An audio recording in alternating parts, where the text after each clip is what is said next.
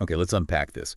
Imagine a country where these massive Andes Mountains, they don't just sit there, they actually sculpt the wine you're drinking. Right. A place where one grape, Malbec, kind of came from nowhere to take over the world, you know? And every single glass tells this amazing story. Altitude. Tradition, but also like real innovation. That's Argentina. It really is. So today, we're diving deep into Argentine wine tourism. We've got some fascinating sources here. And our mission, well, it's not just facts. We want to give you those aha moments, the essential tips, and really help you understand what makes this region so unique. So whether you're actually dreaming of a trip or maybe just grabbing a bottle tonight, you'll know what's what. And it's so much more than just the wine in the bottle, isn't it? Argentina offers this complete immersion. You get the culture, the amazing food, and the singular terroir. And those Andes, they aren't just pretty scenery. They're fundamental. Okay, so if the Andes are that central, what is it that makes Argentine wine taste so different? We hear terroir thrown around a lot, but here it sounds like it has this, well, this mountain-sized personality. That's a great way to put it. Because that it's that whole mix, the soil, climate, the shape of the land, even the human touch. And in Argentina, it all comes back to the Andes. Hello. Well, first off, they're like a giant wall. They block all that wet air coming off the Pacific. So you get these incredibly dry conditions for growing grapes. Really unique. You just can't find that anywhere else quite like this. Right, a natural shield. Yeah. But you mentioned altitude earlier being a game changer. How does that actually work in the glass? Altitude. Yeah. That's where things get really fascinating. See, most Argentine vineyards are way up high, really high. Right. And up there, the air's thinner, it's cooler. This means the grapes ripen much more slowly. They hang on the vine for longer. Like a slow cooker effect. Yeah, kind of, yeah. And that extra time lets them build up more polyphenols. Yeah. You know, the stuff that gives wine its color, its structure. Okay. And also there's really complex aromas and flavors. You end up with this vibrant acidity, really elegant tannins, and this incredibly deep color. It really stands out. So when I see those meters above sea level on a bottle, that's not just trivia, it's telling me something about the style. Precisely. Lower altitude wines, they tend to be, well, fruitier, maybe softer tannins, but climb higher, and you get this amazing freshness, the kind of mineral edge, sometimes floral notes, violets maybe. And crucially, they can age beautifully. Wow. This variation, sometimes just, a few hundred meters apart, it just shows how complex this terroir is. That makes total sense. And the climate sounds pretty extreme. 2 sunny, warm days, but then really cold nights. Is that the thermal amplitude thing? Exactly that. Thermal amplitude, that big temperature swing between day and night, it's like nature's air conditioning for the grapes. It's vital for keeping that natural acidity, that freshness locked in overnight, stops the wines becoming, flat or flabby, helps create really balanced, expressive wines. Okay. Plus, the climate's semi-arid, so humidity is low. That means fewer pests, fewer fungal diseases. Yeah, easier to farm sustainably. Definitely. Much more sustainable cultivation is possible. And then there's the Zonda wind. The Zonda? Yeah, it's this hot, dry wind that blows down from the Andes. Sounds bad, maybe, but it actually helps keep the vines healthy, dries things out, and all this combines with really intense sunshine, which boosts photosynthesis, concentrating all those flavor compounds. It sounds like the vines are incredibly resilient up there, almost like they thrive on the challenge. They really do. And they get help, of course. The lifeline is the meltwater from the Andean glaciers, absolutely essential in this dry climate. So irrigation is key. Oh, totally. Historically, they had these amazing old canal systems. Now it's more modern drip irrigation alongside those. And the soils themselves, mostly alluvial, stony, sandy, not much organic matter. That actually creates a good kind of stress. Stress? How is stress good? Well, it forces the roots to dig really deep looking for water and nutrients. And that struggle leads to grapes with more concentrated sugars, acids, phenolics, basically higher quality wine. It's this whole intricate dance, mountains, climate, water, soil. That's what gives Argentine wine its unique signature. Knowing how the Andes shape the grapes today is fascinating. But to really get the soul of Argentina in a bottle, we probably need to look back, right? Let's trace that history. It didn't start with fancy vineyards, did it? No, not at all. A wonderful way to think about it. It really starts back in the 16th century. Spanish colonizers, they planted the first vines, but mostly just for religious reasons, making wine for mass. Right, practical necessity. Exactly. Very basic stuff. The big shift, the real transformation, came much later in the 19th century. That's when you had huge waves of European immigrants arriving, Italian, Spanish, French. Bringing their own traditions. Precisely. They brought advanced techniques, sure, but more importantly, they brought a deep, deep wine culture. For them, wine wasn't just a drink. It was part of life, part of their identity. And that really cemented wine as a pillar of Argentine culture itself. So wine becomes part of the national fabric, thanks to the Europeans. But then fast forward to the late 20th century, the Malbec Revolution. That really put Argentina on the world map, didn't it? What was so revolutionary? It really did. The Malbec Revolution, it wasn't just about planting a different grape. It was about seeing its potential in a new light.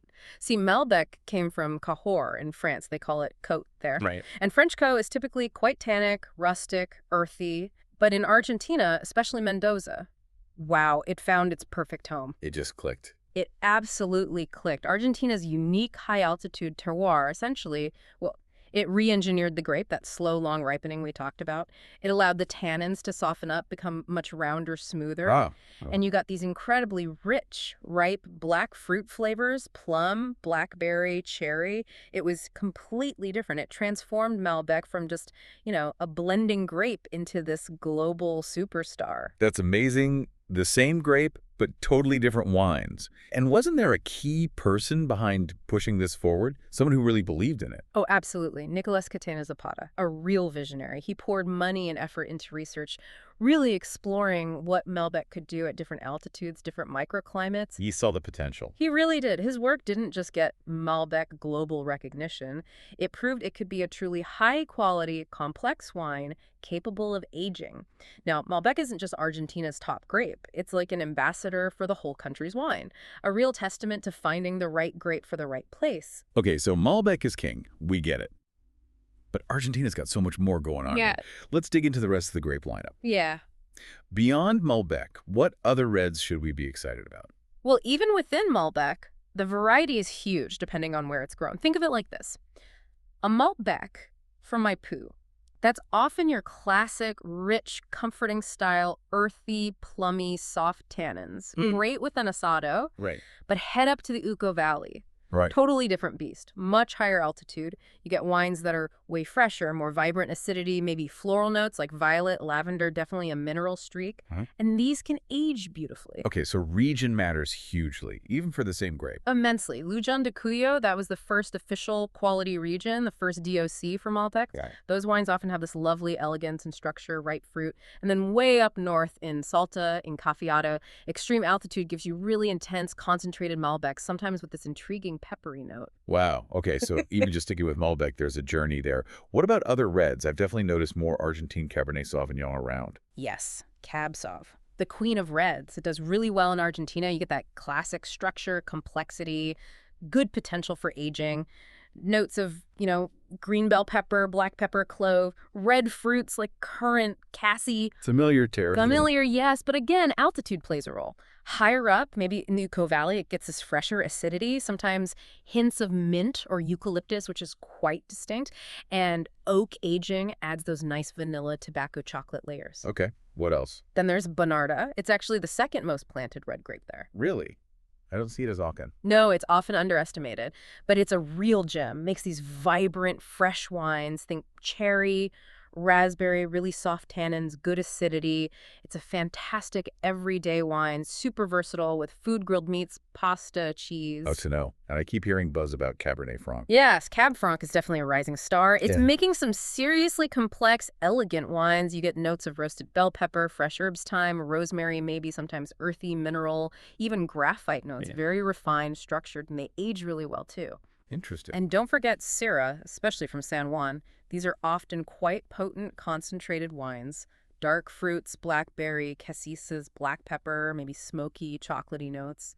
Big structure, noticeable tannins.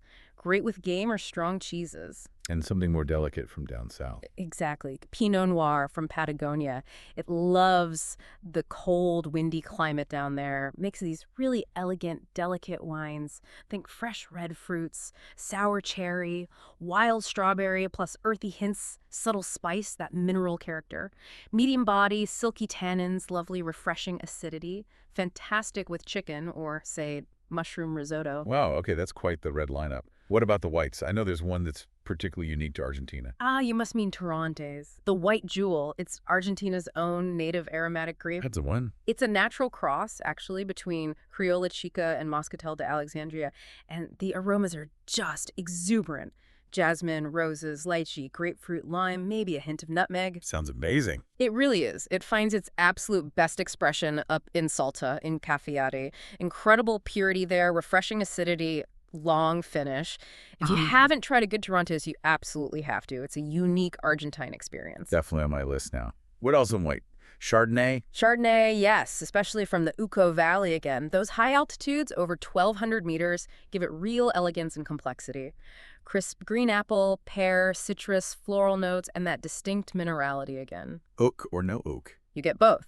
Some are kept bright and vibrant in stainless steel. Others get oak aging, which adds vanilla, brioche, nutty notes, gives it a silkier texture. And these high-altitude Chardonnays can age surprisingly well, too. Okay. And Sauvignon Blanc? Sauvignon Blanc does great in the colder spots, like Patagonia.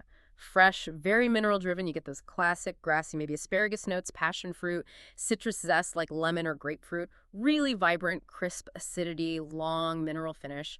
Perfect with seafood or goat cheese. That's an incredible range. Yeah. So, okay, putting it all together, if you're planning a trip, where do you even start? Let's explore the key regions. Mendoza seems like the obvious first stop. Mendoza is definitely the heartland. Over 70% of Argentina's wine comes from there. And you've got that absolutely stunning Andes backdrop everywhere you look. High altitude, the big temperature swings, those alluvial soils, the meltwater, that's the Mendoza formula. And within Mendoza, there are different areas. Oh, yes, distinct subregions. Right. Ujan de Cuyo, for instance, that's the historic cradle of Malbec, where the first DOC for Malbec was established back in '93. Right. It's got some incredibly old vineyards, over 100 years old sometimes, giving really concentrated grapes.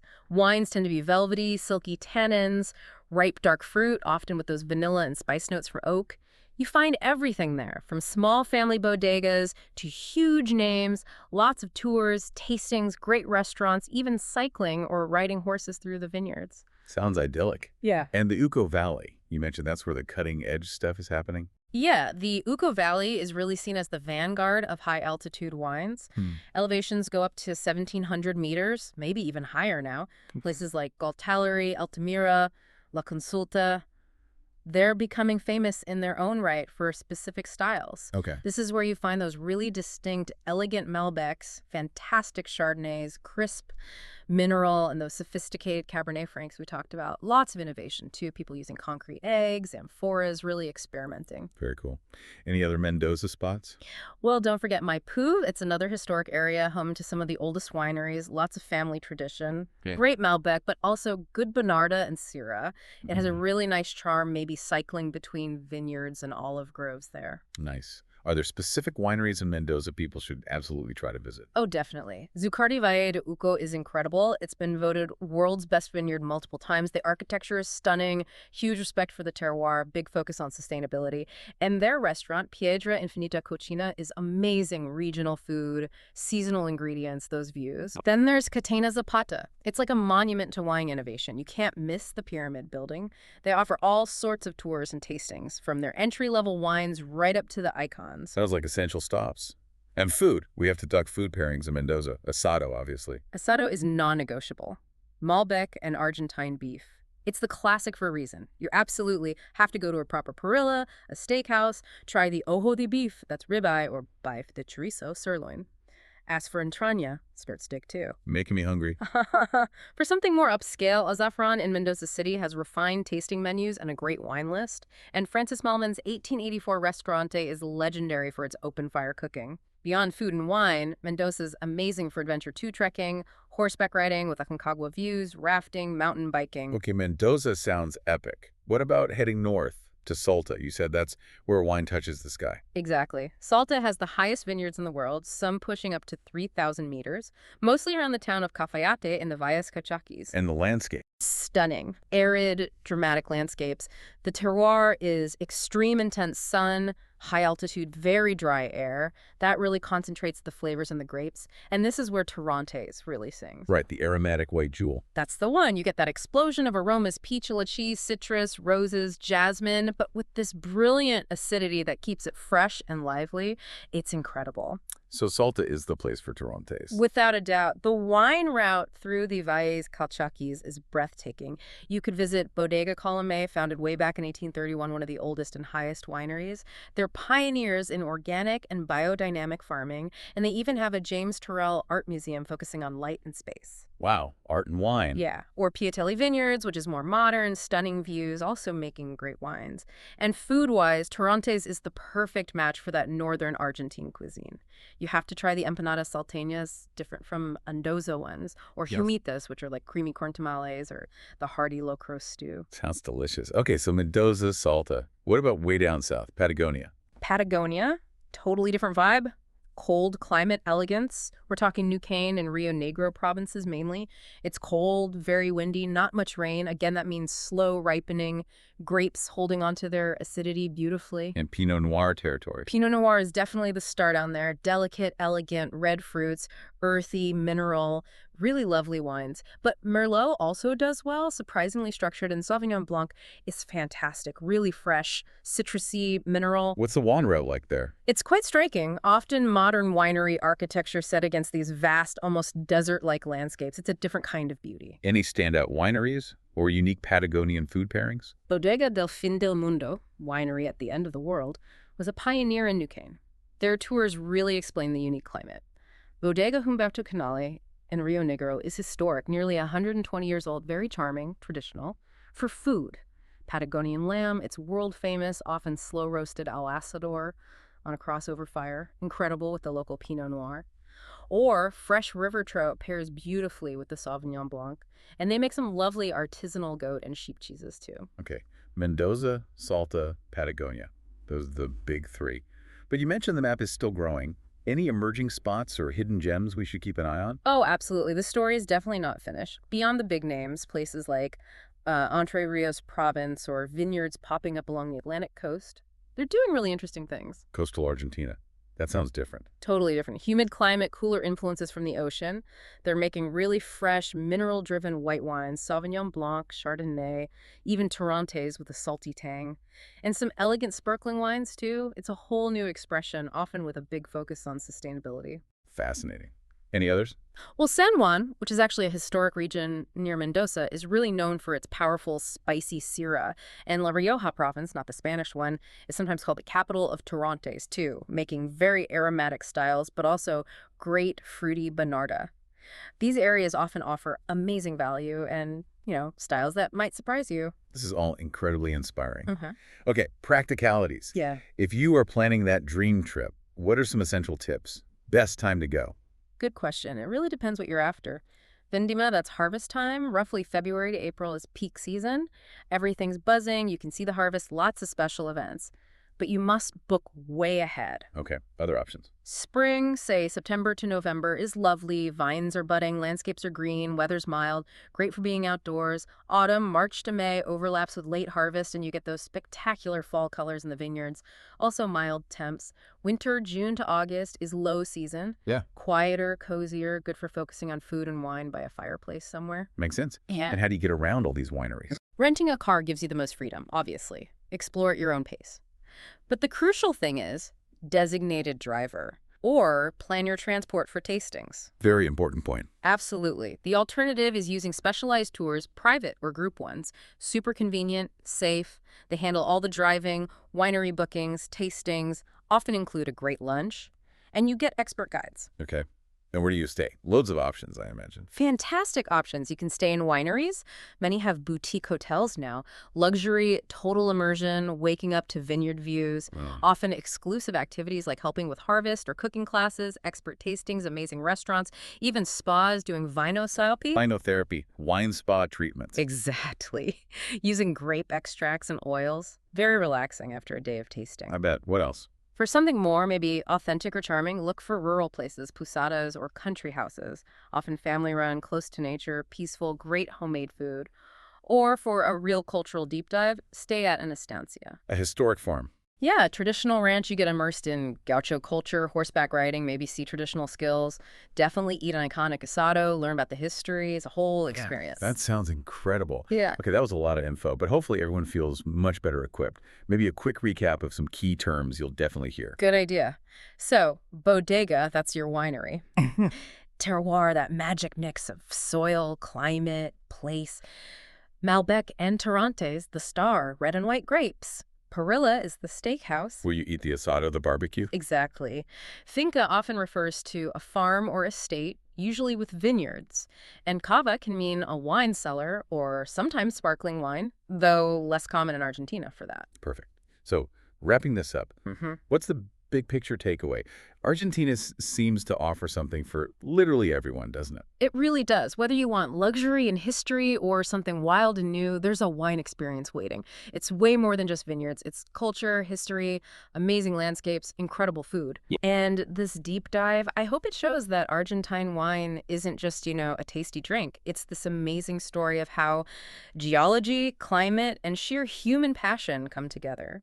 It's about understanding the land, the history, and the people pouring their hearts into every bottle.